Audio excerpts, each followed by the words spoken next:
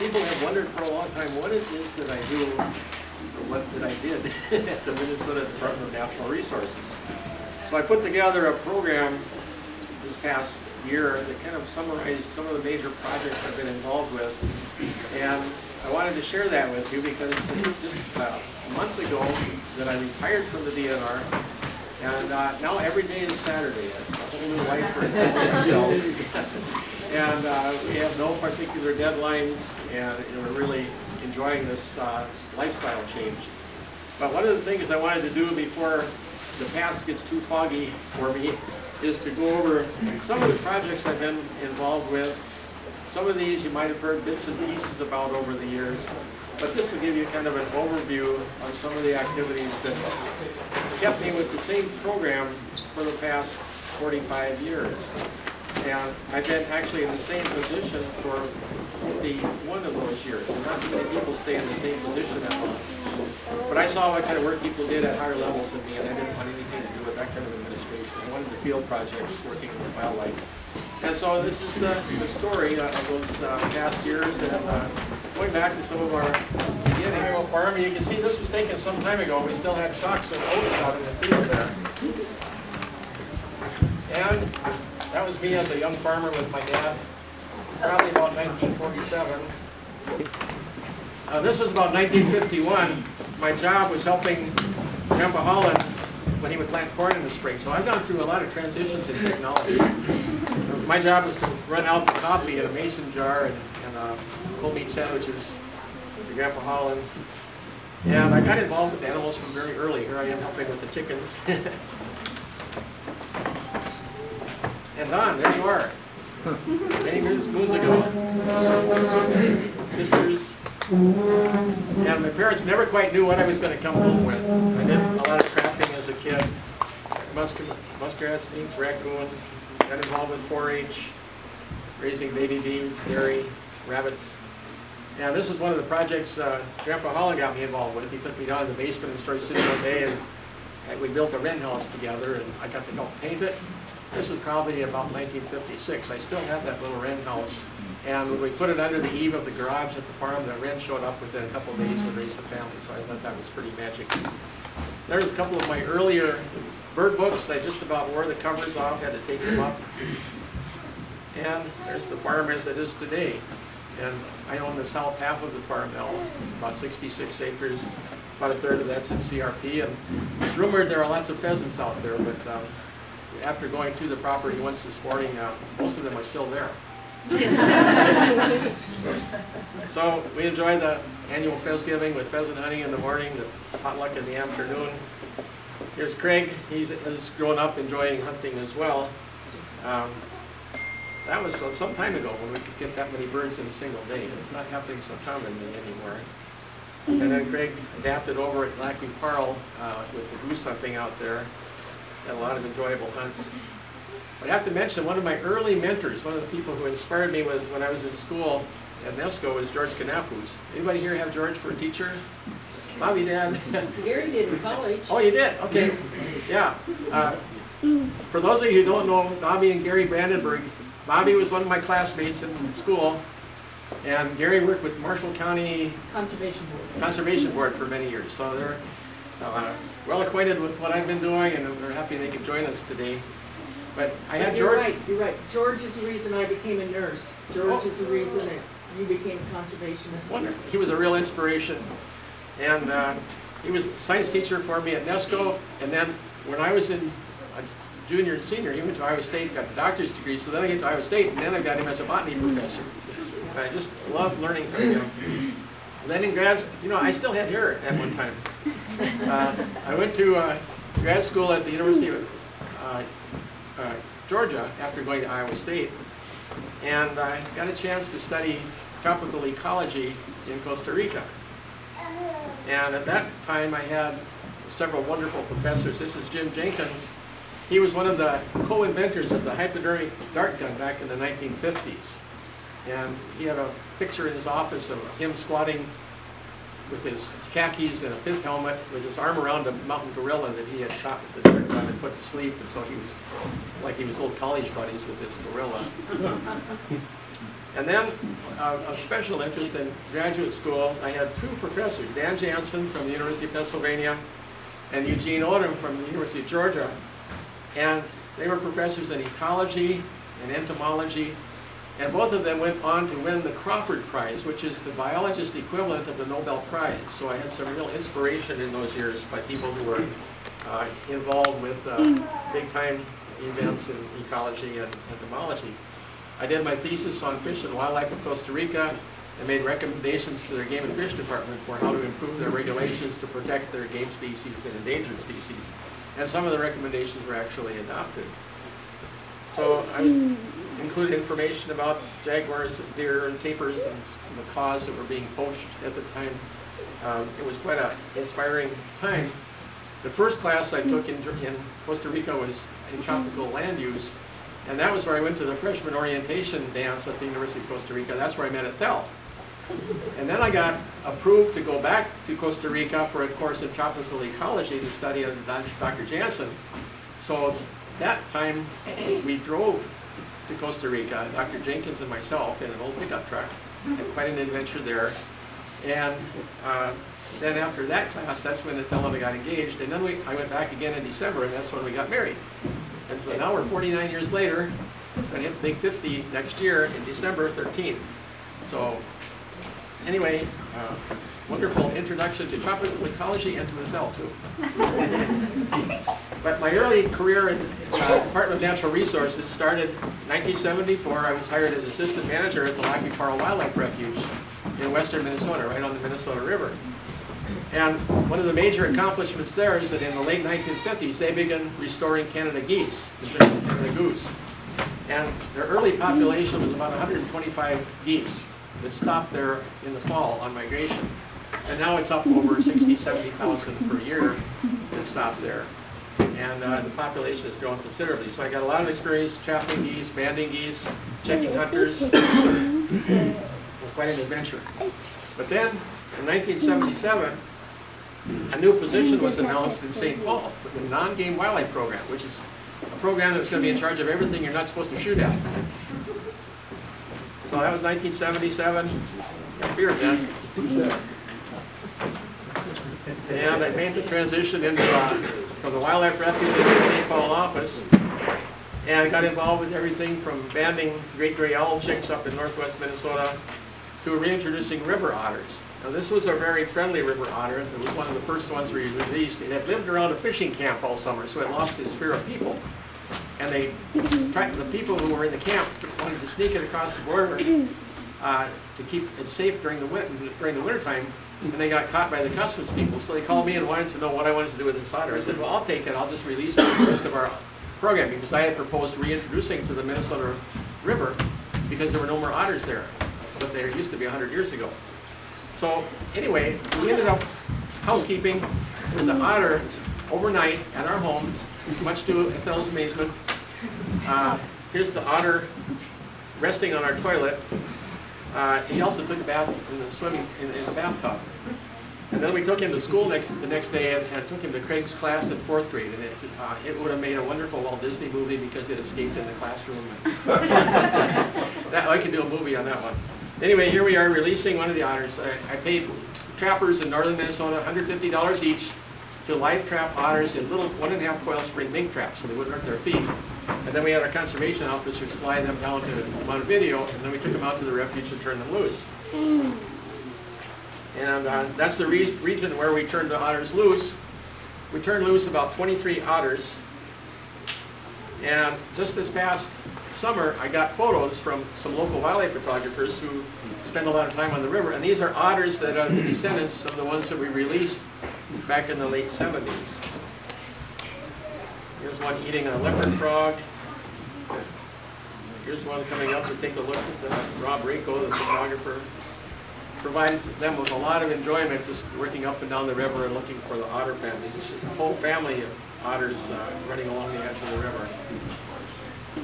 One of the early birds that I started working with was bald eagle restoration and protection. Now this is an otter, excuse me, no, switch positions here. This is the eagle that I picked up as it was dying at the refuge. It was dying from lead poisoning. This is about 1975. It was dead by the next morning. I mounted it because I was doing taxidermy at the time. It's still on exhibit at the DNR office in St. Paul. And the reason it died is that people were using lead shot for waterfowl hunting at the goose refuge. And the shot would fall in the fields, and then the geese would eat the lead shot thinking it was seeds. And then the eagles would eat the sick geese, and then they got the lead shot. So the eagles and Canada geese, that was a bad combination. So I sent a letter to Washington to the Fish and Wildlife Service and asked for $10,000 to study the problem. And within a week, they sent me a letter back saying, okay, you got your money, go do your study. And I'm thinking, gee, I should have asked for a whole lot more. Well, anyway, we documented the fact that this was a big problem. We picked up 301 dead and dying geese on the refuge, and over half of them had lead shot in their gizzards. So they were eating it. We thought the shot was being shot into them. And so we studied them at the Raptor Center at the University of Minnesota and documented the problem. We told the DNR that if they didn't change to non-toxic shot, this would go to court and this goose season would be closed because it was threatening an endangered species. So beginning in 1976, the Minnesota DNR required non-toxic ammunition for all waterfowl hunting in the state, and still does. And here's now this only goes up to 1995. This is the population trend of our Minnesota bald eagles. We started with about 40 or 50 pairs in 1963. At this point in 1995, we were up to about 700. Now we're probably well over 5,000 to 6,000. They're increasing steadily, and they're found throughout the state now. Well, at the point our eagles started increasing, I got requests from other states who said, we hardly have any eagles. Do you have any eagles to share? So I said, okay, well, we'll set up a program where we'll donate 5 eagle chicks each year. So just at the point they were almost ready to leave the nest, and they're about full-sized, we hired a tree climber, and if there were 2 eagles in the nest, we would take 1. If there were 3 eagles, we took 2. And then we took them down, we had them checked out by the Raptor Center, and then transported to other states. So we moved a total of 55 eagles. Here's one of the eagle chicks we caught for the state of New York. And now this was back when it was easy to get family involved. I took Craig along on some of our eagle catching trips, and he really enjoyed this. Here's a chick that had jumped out of the nest when our climber came over the edge, and then it landed on this branch, and we were able to just walk up to it and grab it. And this is where our eagles went. We sent eagles to New York, Missouri, Arkansas, Tennessee, and Georgia. And now all of those states have huge populations of eagles, some of which came from the Minnesota stock. And then in 1980, 3 years after I got started with the non-game program, the Minnesota legislature passed a checkoff on our state tax form. So we have a loon on the tax form, and we get over $1 million a year from Minnesota citizens donating to help non-game wildlife. And then we have conservation license plates in Minnesota, and that matches dollar for dollar every dollar donated by Minnesota citizens. So then we end up with about $2 million. And then we get federal state wildlife grants also for non-game, so that gives us about another peregrine falcon. That began in 1982. We needed to purchase falcon chicks from falcon breeders in order to get enough birds to release to start a new population. So Pat Reddy from the Raptor Center and I flew to Saskatoon, Saskatchewan to get eagle chicks that we were purchasing for about $1,500 each. So each of those boxes was intended for a peregrine chick. We brought back 6 chicks. But on the way back, we encountered a gigantic thunderstorm, and we had to land in a grassy field up by Bemidji, and then the highway patrol had to come out and pick us up and drive us and our chicks into the Bemidji airport. So we caught the afternoon flight to the Twin Cities so we could get the chicks checked out and ready for hacking, which is the rule in this falcon chick. So here's Pat Redding on the left, Bud Tordoff on the right. Both of them were instrumental in making the whole project work. And then we provided funding from the checkoff for the purchasing the chicks and helping with the assistance at the release sites. Like this was at Rochester, southeast Minnesota. And of course it was fun working with these little peregrine chicks when they were being released.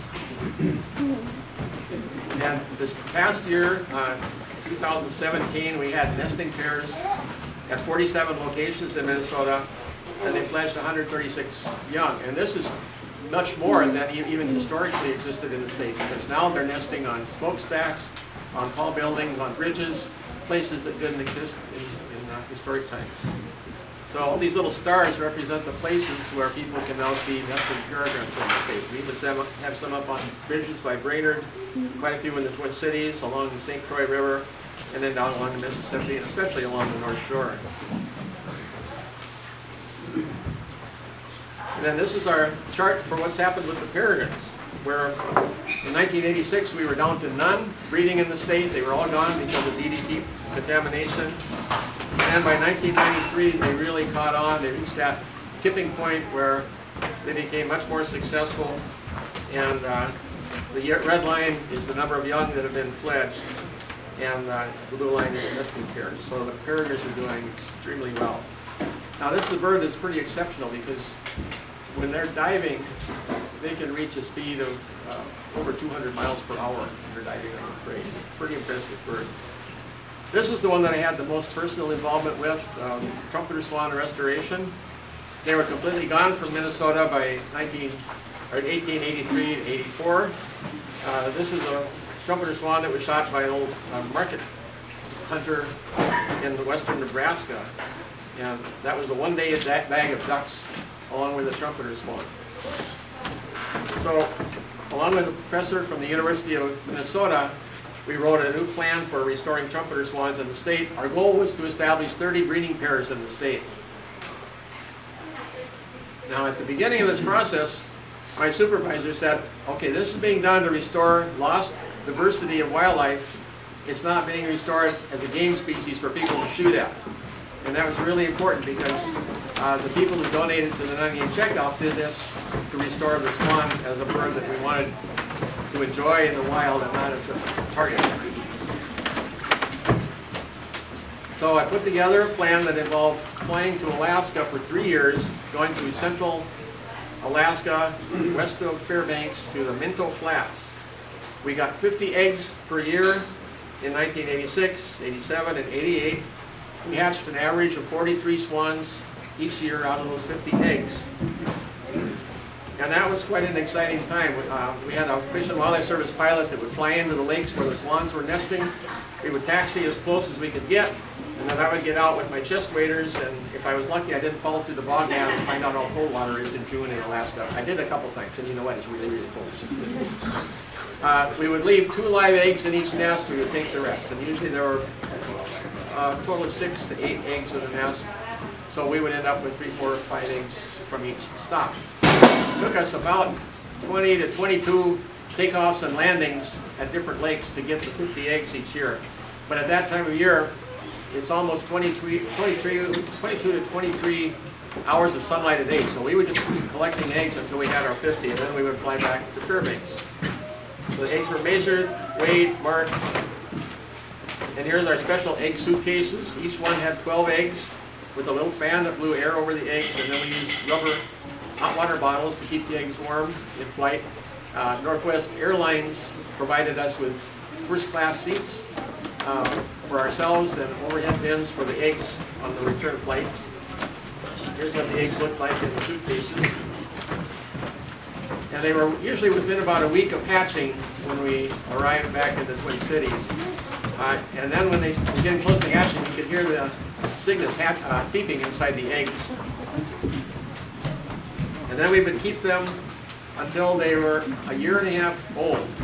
So because young swans can do dumb things, climb power lines and get killed for various reasons.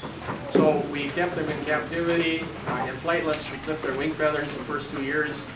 And then in the 3rd year, we took them out and turned them loose. And this is up at Tamarack National Wildlife Refuge near Detroit Lakes. Over the years that we released swans, we turned loose about 370 total swans. Some are from the Minnesota zoos, some are from other zoos. And sometimes this was not without some hazard. This was a swan that got impatient when I was telling those people about the story of the swans as we were ready to release it. This was in 1990. He finally just reached over and grabbed me right by the nose, and then he wouldn't let loose. Missy specifically asked me to include this picture. And finally, one of the TV photographers reached over and pulled the swan off my nose, and I said, "That's probably going to be on the news tonight." He said, "You betcha." So it was quite exciting to release the birds in the lakes right through that refuge area. It cost us just over $500,000 over 20 years, just over 370 swans. And now we have somewhere between 22 to maybe 25,000 swans in Minnesota. They've really, really expanded and succeeded. But we did it with many partners, the Fish and Wildlife Service, White Earth Indian Band, Three Rivers Parks, District, Trumpeter Swan Society. All these different groups contributed in different ways to help make this a success with the donations from citizens. And when we did the White Earth part, which is right next to Tamarack Refuge, we had the White Earth Indian children release the swans. So now traveling through northern Minnesota, it's hard to go somewhere where you don't see those big beautiful swans and their families out. And again, here's our restoration chart for the swans. Started with none in 1987, or maybe about 5 or 6 pairs. And now they're way up over the top of the chart, beyond 18,000. This is the breeding bird atlas for Minnesota. This shows where the swans are now being seen and breeding. And then the next project. We were also involved with looking at the effect of the Deep Horizon, deep water, BP oil spill on birds that nest in Minnesota but winter in the Gulf of Mexico. So we put together a proposal to study this. There's an organization in Minnesota that allocates money from our state lottery to do wildlife conservation projects. So we applied to them to study what problem this might be for Minnesota loons, and we were awarded $641,000 to study this problem. Now this happened in 2010, and almost 5 million barrels of oil were spilled. Another 1 million gallons of dispersant were dumped in the Gulf, which didn't help anything. It just made the oil sink from the surface. So there was a huge area in the Gulf of Mexico, and then it drifted eastward towards the Florida Panhandle. And it turns out this is where the Minnesota loons winter, just off the Florida Panhandle and the west of Florida during the winter. So this was a brown pelican.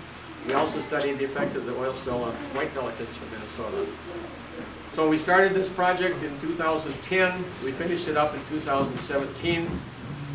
And then the Fish and Wildlife Service announced that BP had put this huge amount of money into our restoration account to restore species that were killed by the oil spill. So we put in a proposal, and just 2 weeks ago it was announced that they were going to give Minnesota $7.5 million for loon conservation now over the next 3 years as a result of the research we did. But in doing this study, it was pretty fascinating because we would go out at night in these north central Minnesota lakes, about 10 o'clock at night. We had to wait until it got really dark, and then we would approach the loons and then scoop them up with dip nets when we got close enough. Now, if they were parents with chicks, we'd play the call of the chicks, and the parents would just swim right up to the boat and we'd just scoop them up, and they didn't know what happened. So anyway, that was quite exciting. We do this from about 10 at night until 3 or 4 in the morning.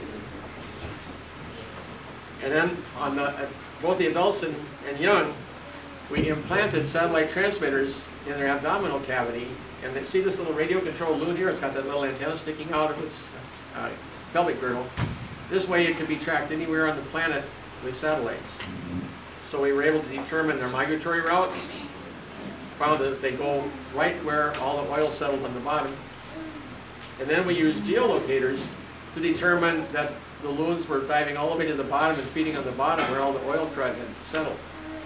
So now we're going to be starting next year with this restoration plan for loon conservation with the money that's going to be allocated to Minnesota.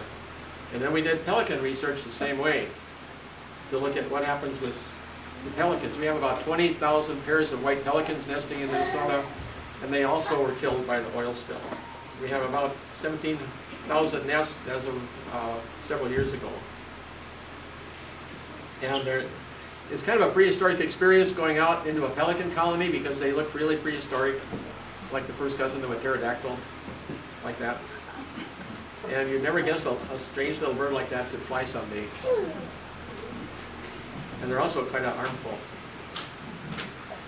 Now what we had to do with these birds and also with the loons, we checked feathers, blood, unhatched eggs for the contaminants. One was called PAH, the other was DOS. And these are contaminants from the oil and the dispersant that cause cancer. And so some of the contaminants were actually being passed on into the eggs, and so the chicks were hatched with some of the contaminants as well. So we documented the case, and that's why we got such a huge allocation of funding to work with this. And one of the things we looked at was these bill knobs that the pelicans grow every winter, and we found the contaminants in those as well. It's Fred Strand in the upper part of the picture there, and a couple of grad students and the DNR staff. And then, so I got to help with banding the tern chicks and photographing them as well. And these are really photogenic birds, fun to see. Except they like to dive on you. You have to wear hard hats, or they would try to part my hair, but they couldn't find any. Here's one of the little chicks being banded. We also did a golden eagle project. People would report seeing golden eagles in Minnesota, and other people would say, oh, you're just seeing a bald eagle that's immature. So we found places where the goldens were actually spending the winter up by Camp Ripley and in southeast Minnesota. We succeeded in capturing golden eagles, putting satellite transmitters on them, external curl transmitters like this one. And we were able to find that they go all the way up by the Arctic Circle for nesting, and then they come back and they spend the winter in Minnesota banana belt. So here's a circle at the top there where you can see where the golden eagles are nesting way northwest of Hudson's Bay, and then they come to Minnesota in winter. Now we've been involved with a lot of land acquisition over the years, usually about one project a year, where it falls through the cracks of other protection programs. This was the first one we worked with, over 1,300 acres on an old historic duck pass. It goes back to 1881. It had Indian homes on it and a lot of historic use by an old gun club. There's a memorial refuge up in central Minnesota. It was donated by a man who had lost his wife in a car accident. Shelley Island up by Detroit Lakes. Beautiful little island, half donated and half acquired. And there's a neat thing in Minnesota where if someone is willing to accept a reduction in the cost or the price that they get paid for the donation, like if it's worth $100,000 and they take a $50,000 donation, then the state will match the value of that donation. So the match will cover the purchase of the rest of the island. So for $50,000, you could buy the whole island, and then the person still gets a tax deduction. There's an aquatic management area that we protected. Here's a lakeshore easement we got that turned into a natural area, a mile of shoreline. Over the years, we protected 38 parcels, just over 54, almost 5,500 acres. It was worth about $10 million, and this was in addition to just doing the rest of our work, and this just kind of popped up occasionally whenever the opportunity arose. We would check it out and see if we could get the donation. So this is where all of our Minnesota non-game lands were protected from 1977 up to the present.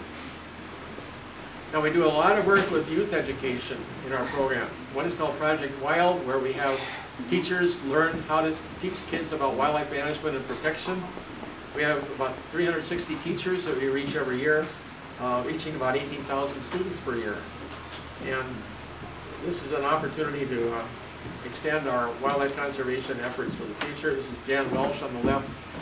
She's reaching her 30 years with the non-game program and plans to retire in the next several months too. And so we teach about habitat, wildlife management, conservation. The other thing I've done in addition to my other types of work is that I've written books for the DNR 5 times. Woodworking for Wildlife, Wild About Birds, the DNR Bird Feeding Guide, Lakescaping for Wildlife for lake shores, Landscaping for Wildlife, and then Traveler's Guide to Wildlife in Minnesota. And these are sold by the state, and then the state non-game program gets the royalties. So they've received somewhere around $300,000 in royalties from my books over the years. Remember that little wren house I got? Well, that was kind of a kicking off point for the book that I did on woodworking for wildlife. And that book has gone through many changes. Back a slide. Yeah. Please, thank you. So I started with a 12-page pamphlet, and then it grew into 48 pages, and I grew into 112 pages, and now the latest version that came out in 2009 is 164 pages. So this is something that's incredibly popular, and they've sold almost 100,000 copies of this book. And then we did the same thing specifically for certain species, like bluebirds. We worked on bluebirds with a whole team of people that just love bluebirds. 10 pairs of bluebirds nesting. So he got a local TV station to come out and do a story about this bluebird project on TV. Same with wood ducks. People love their wood ducks, and if they've got access to ponds or lakes or marshes, this has been a big hit in the woodworking area as well. And we got success from the expert on wood ducks in the world, Art Hawkins. Craig made a wood duck box for his 4-H project, and we took it over to Art's place, and it raised wood ducklings for over 20 years.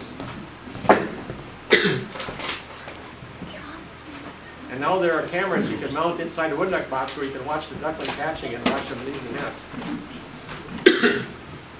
Same with loons. There are loon nesting platforms that we recommend. This is the deluxe pontoon design. And it's landscaping for wildlife. This has been a really popular book on what people can plant for wildlife.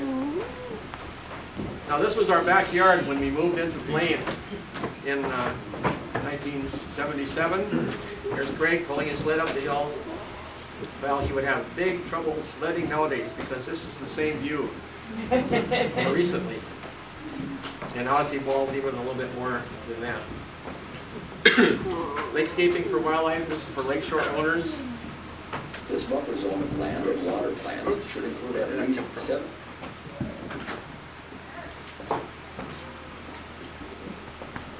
And what we did is we tried to teach people to use local origin native plants for flowers on their property. It brings back butterflies, dragonflies. And we hit all the different audiences that we needed to talk to make this happen. Homeowners, nursery owners, DNR staff, realtors, local units of government. And then Wild Birds, that's a bird feeding guide, really popular. These are the kids from across the circle where we live, where every time they saw me in the front yard filling the bird feeder, they ran over and then I let them fill the feeder. And then for all the designs that I put in my book, I made them and checked them out myself to make sure they worked and the designs were proper. So I had a really well-stocked backyard with bird feeders for a number of years. And then I was project manager for a couple books that we did through the DNR, Amphibians and Reptiles of Minnesota, and also Birds of Minnesota State Parks. And then one of the things I've learned is that knowledge of the history of our wildlife is important to understand where we're going and where we've been. And so I helped publish a book that was actually a thesis in 1940 about the history of conservation for Minnesota wildlife that was done in 1940. And I got permission from this woman to publish her thesis as a book for the DNR.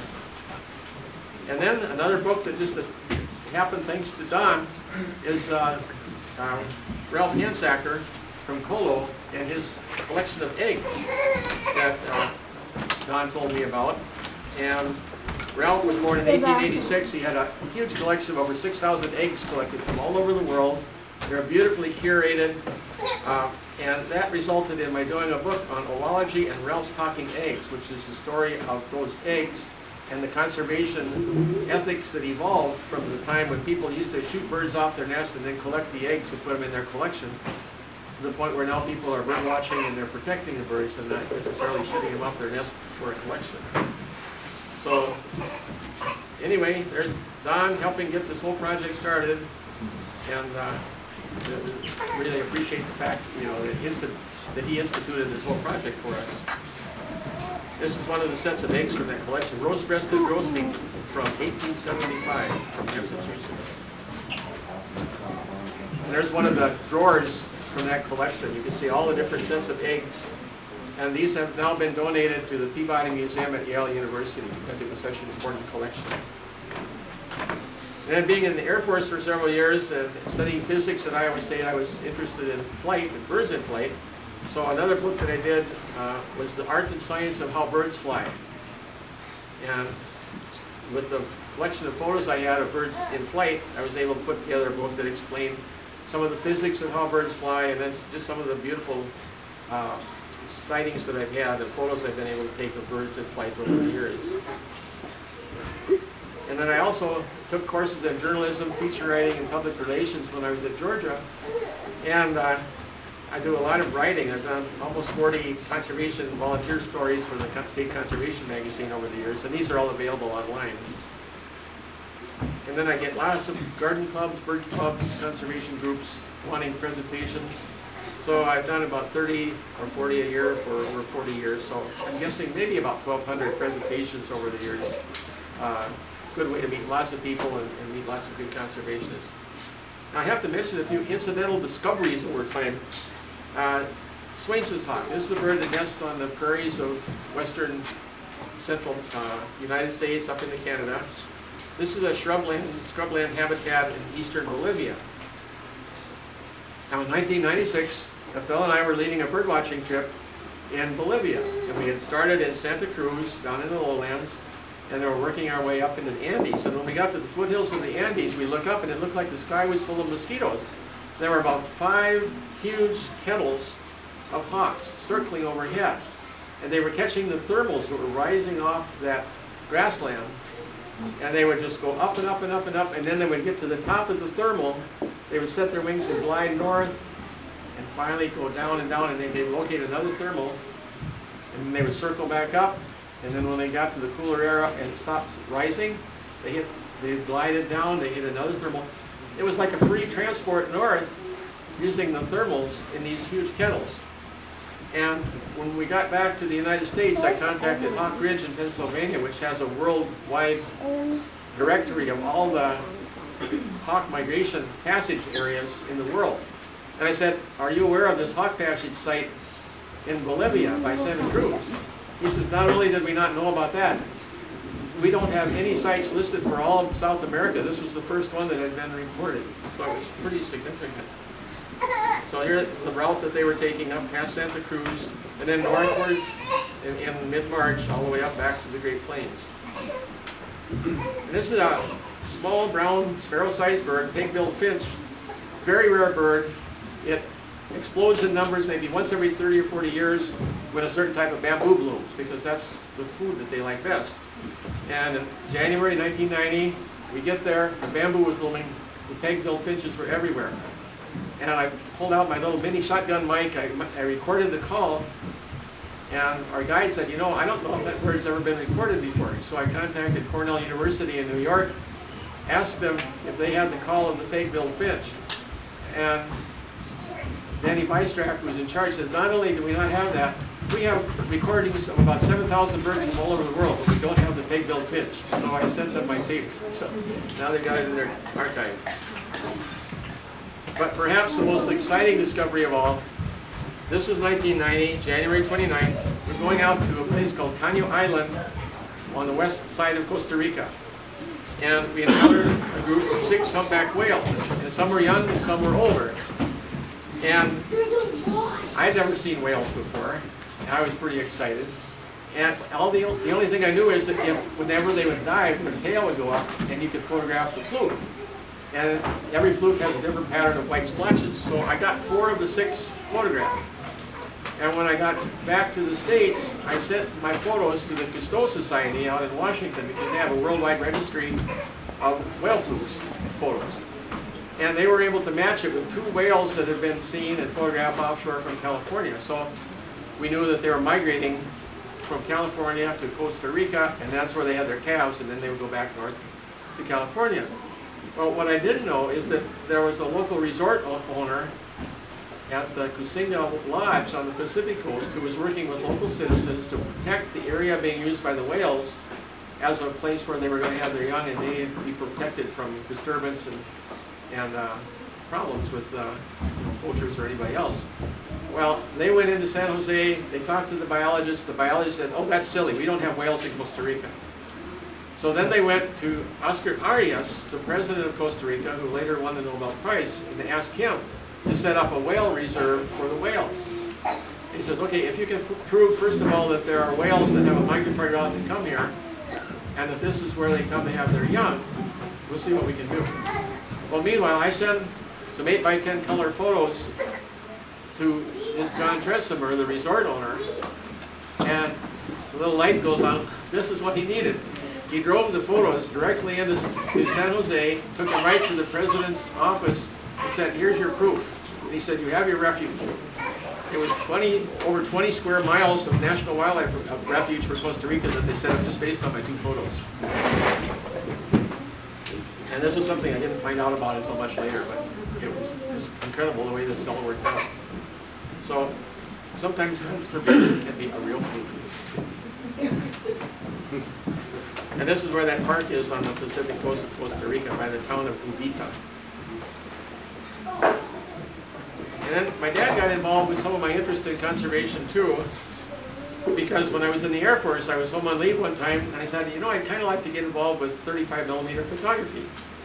So he went out to a pawn shop and found this little Argus camera, which was really well built, going to last forever.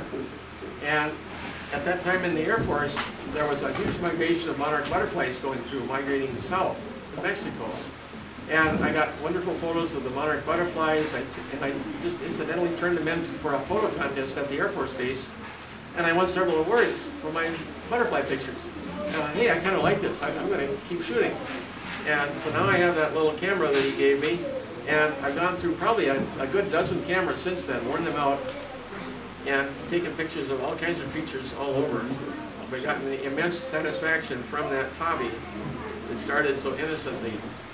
And so I used my knowledge of photography to put together a whole curriculum for school kids, to get little kids interested in nature by using the camera as their tool. So I put together a proposal called the Digital Photography Bridge to Nature, again getting funding from the state license, the lottery proceeds. And we had presentations in schools where we got the kids involved, and then we did workshops with the teachers so we could teach the teachers how they could take kids on photo safaris. So we bought a couple hundred cameras that were really nice, Nikon powerful cameras. We had Jim Brandenburg, a National Geographic photographer, lead the first workshop out by Laverne, and they just had so much fun learning techniques themselves, but also in passing them on to the kids. So this is one of the workshops we had up at Itasca State Park. And I had to sneak in a picture of our little grandson here, Mazin, when he was first learning to use a camera. He was having fun with it too. And then we got invited, another person and myself who were working in the program, Jim Allman and myself, we went to the Bahamas for a wildlife conservation conference, and we taught this whole program to teachers from the Caribbean, from all the different countries in the Caribbean, so they could learn how to do these same types of conservation projects with their kids. So over the 3-year period, we reached almost 1,100 teachers, and they in turn went back to their classrooms, which involved about 66,000 students. So it had a nice reach of telling young people about wildlife and nature. And then of course we have our own travels that we were doing on our own, our trips. And we did a partnership with Dr. Dan Jansen, who was one of my professors back in grad school. He's still working in northwestern Costa Rica. And we had a project called Southern Wings, where we teamed up with the National Park in northwestern Costa Rica to get their local kids involved in conservation in a little town called Guajinaquil. And we brought them binoculars, and we brought them power Canon cameras for the kids to use. And this is a little tiny town way up in the northwest corner of Costa Rica. And several years ago, Adele and I went down to meet the kids, and they took us out on one of their little photo safaris. And all the kids had either binoculars or cameras or both that they could take out that were provided through this project. And they took us out in their areas, in the marshes adjacent to the town. And they had just such a good time using their cameras to take pictures of everything from crocodiles to songbirds. And then we have our own trips that we did. There it is, the Hendersons of the jungle.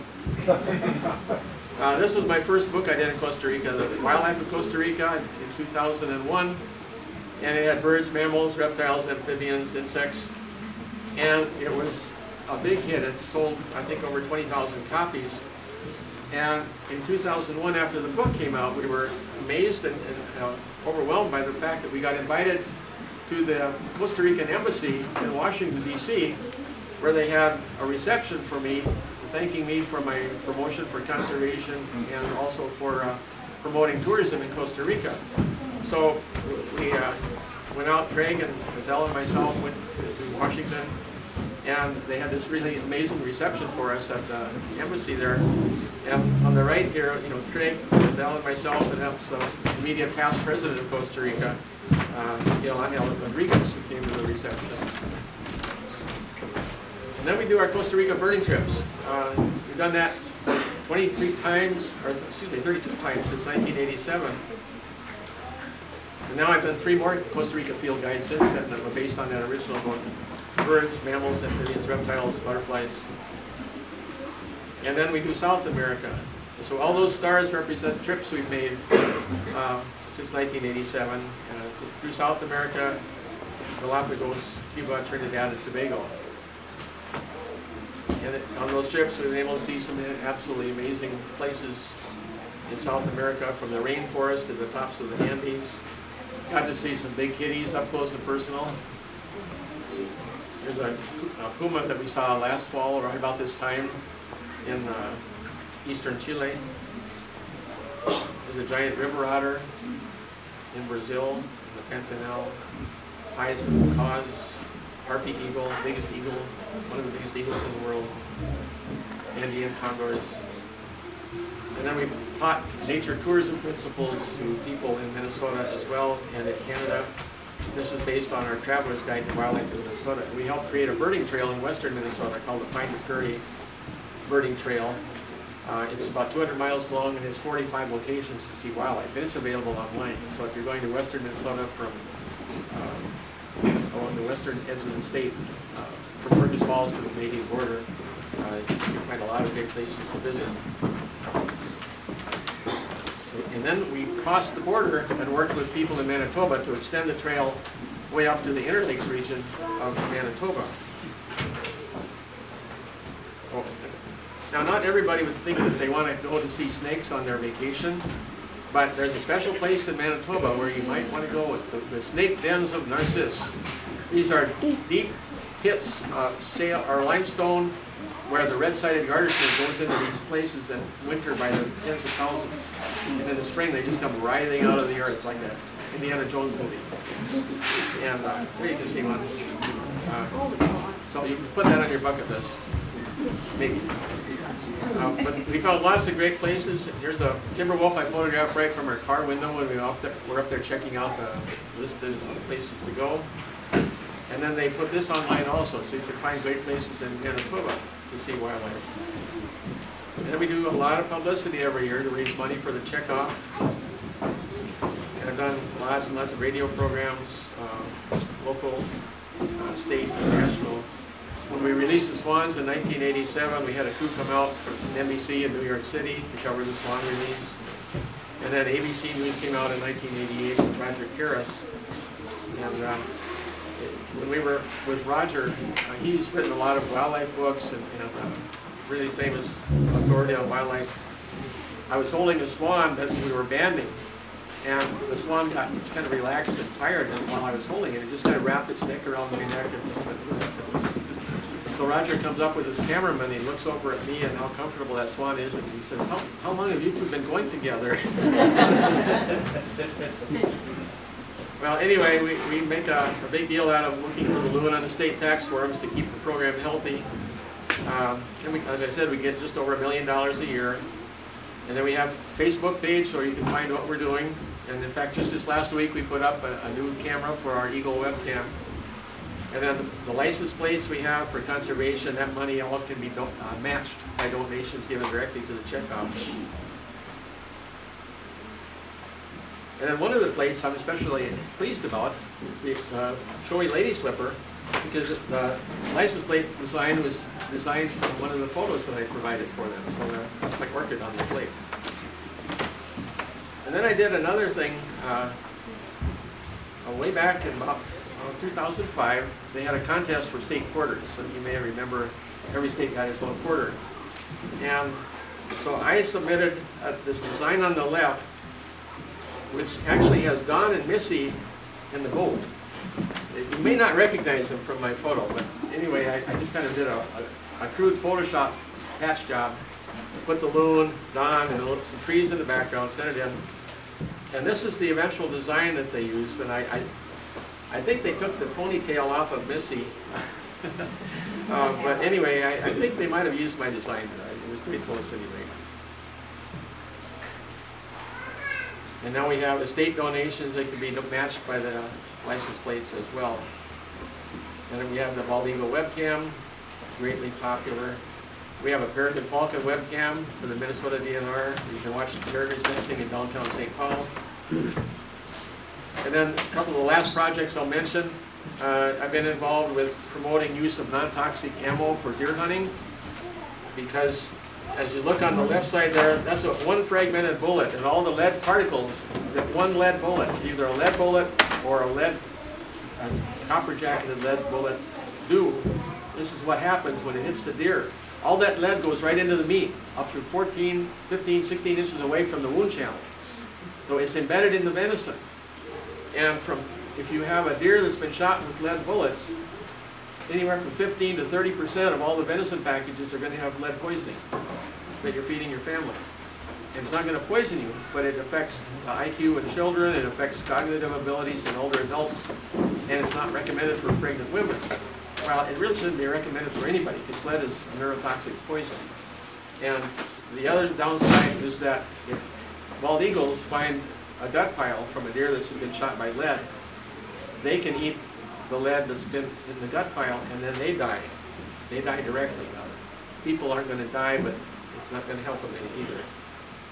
So anyway, the eagles are now really attracted. When they hear gunfire during deer season, the eagles go right to where the gunfire was, because they know there's going to be a gut pile.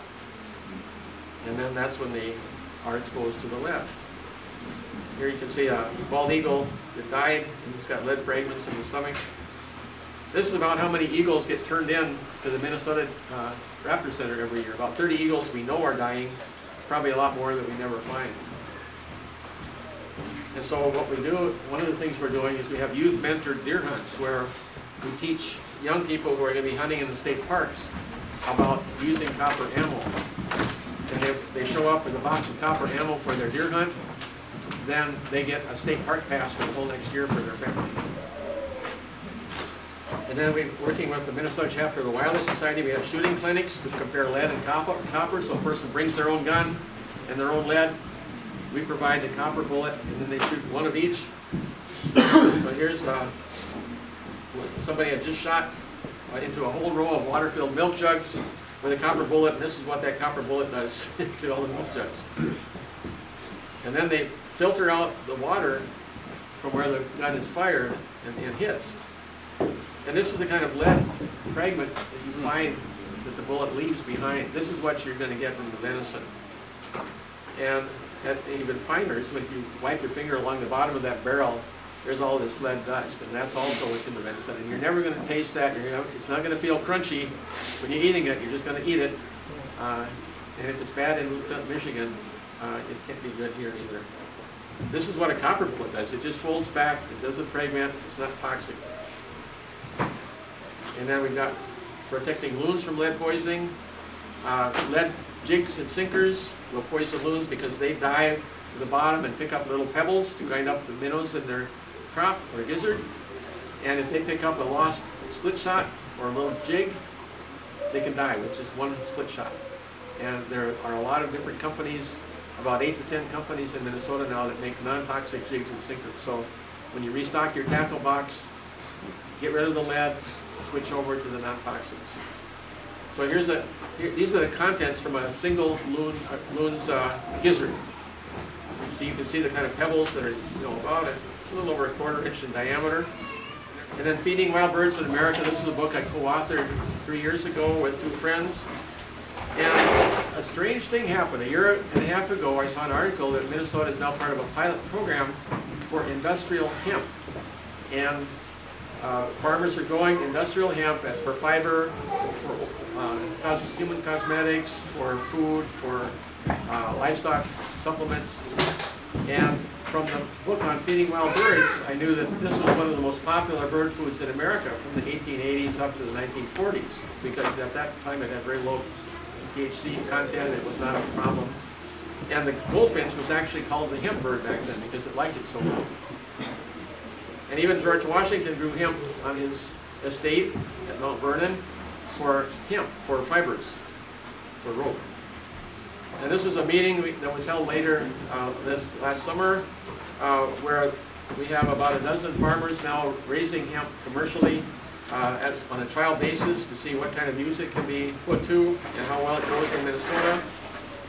And it has a bunch of different partners that we brought together to say, why couldn't we use this for food now for the birds? And they said, you know what, we don't have any restrictions against using it for birds, so we're developing a project this winter to promote this as a potential new bird food. And what's interesting about this is that the hemp can be grown locally by farmers if this gets approved, and it doesn't require any insecticides or pesticides, and it needs a lot of nitrogen, but it can be grown as another agricultural crop, and it can be locally grown, whereas other bird foods like Niger that's used for goldfinches has to be grown in India or Africa. So that's what it looks like. It's a small white millet-sized seed, and there's a bird feeder filled with hemp seeds. And I have to mention a couple of my unusual little contacts over the years that you might enjoy. The Dr. Doolittle effect, I guess. I had a number of opportunities to interact with wildlife. This was when I needed a picture of a bear raiding a bird feeder, and I needed a bear, and down at Carrol Savory Wildlife Refuge, they had one that had been raised from a cub, so it was pretty tame. Here's a small boa constrictor that we found in Costa Rica, crossing the road.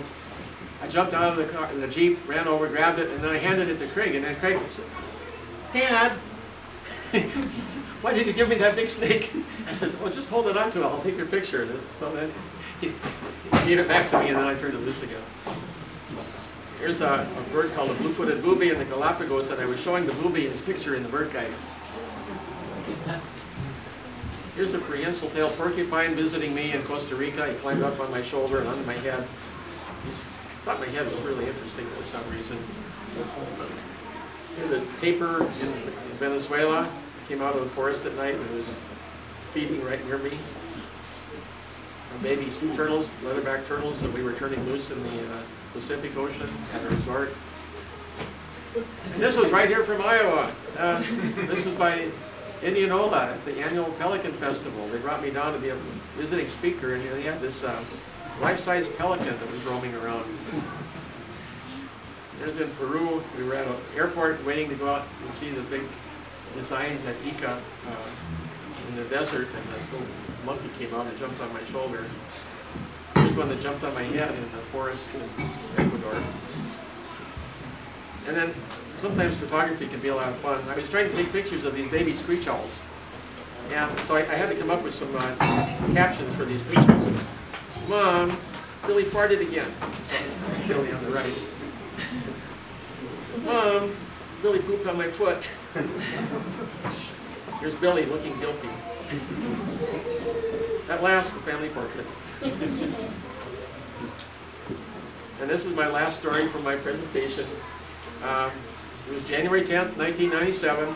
I was sitting on the shore of the Mississippi River up in Monticello, and there was a flock of trumpeter swans out in the river, and one of them left the flock and started coming towards me. And he got closer and closer, and I'm sitting right down on the ground, on the rocks, and so I'm looking at it right at eye level, and pretty soon he got so close I had to turn the camera sideways to get the full bird in view.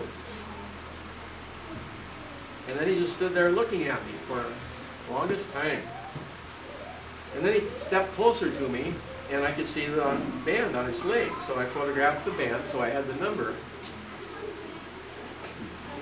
And when I got back, and then he just stood there for a while, and just to pass the time, I started talking to the swan, just a little pleasant conversation about weather or whatever, I guess. Because when you talk to a bird like that, it puts them at ease.